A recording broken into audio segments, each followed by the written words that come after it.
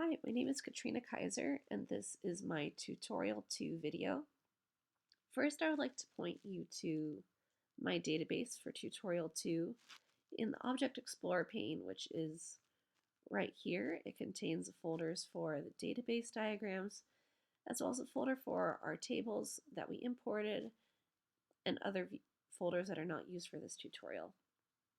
Next, this is the final database diagram, including all of the tables that we used and connected to each other with relationships and the relationship names. First, we have the country table with the primary key of name and the city table with its primary key of name and the foreign key of in-country, which connects to the country table. And we have the table lake with a primary key of its name and the foreign key of in-country, which also connects to the country table. Finally, we have the table shore with the primary keys in country and on lake, which connect to the country table and lake tables respectively.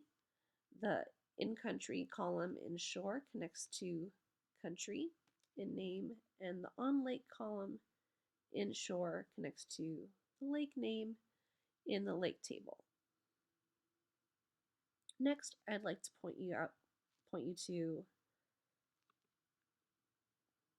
our lake table. This includes the revisions made in step 14 and some other steps. First, we added the column continent and filled it in with the value of North America for the relevant lakes.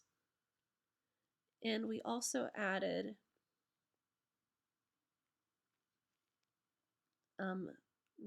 individual rows for some of the Great Lakes that were not already there, such as Lake Erie, Huron, Lake Ontario, and Lake Superior. You'll notice that for these rows, the in-country column has a value that's null because these countries straddle both the United States and Canada. Also in the lake table, we have the last two columns where we have imported our spatial data from the Great Lake table. Next is the table shore, which we created from scratch and input all the data for all those rows manually.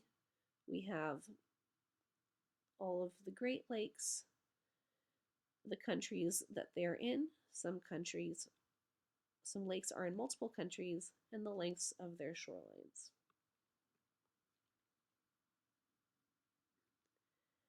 Next, I'd like to demonstrate the queries from questions 15b and c.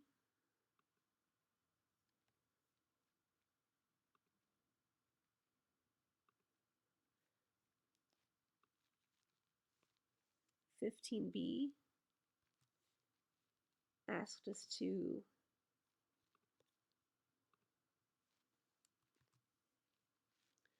select the lakes that were in multiple countries.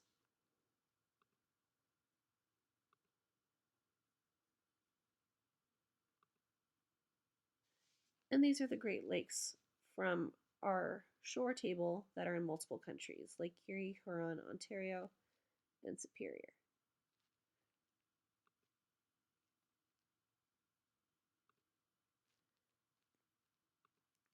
The next query for question 15c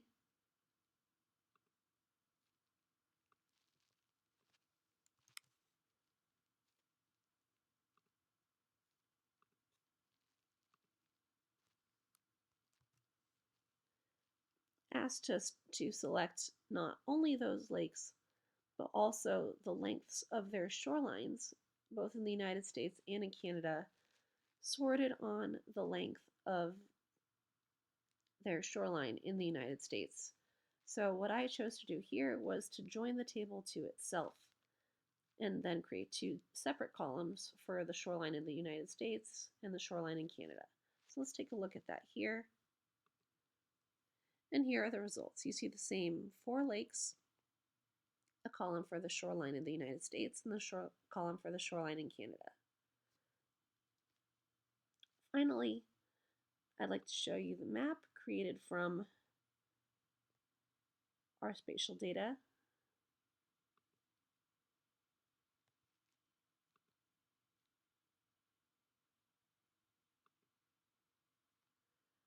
And that's this map right here.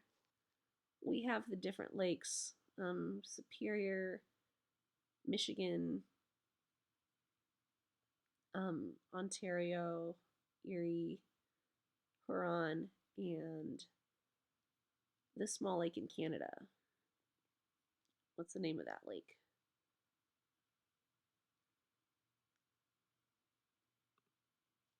The name of that lake is